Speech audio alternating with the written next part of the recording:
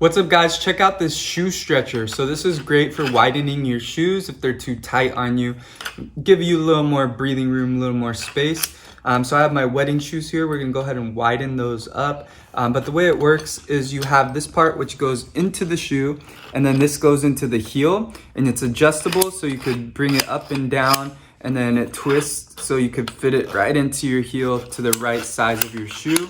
And then if you twist this metal rod at the end, it actually starts to widen the top part of the toes. So you could see it's slowly coming wider and wider and wider, and you could see the gap being made.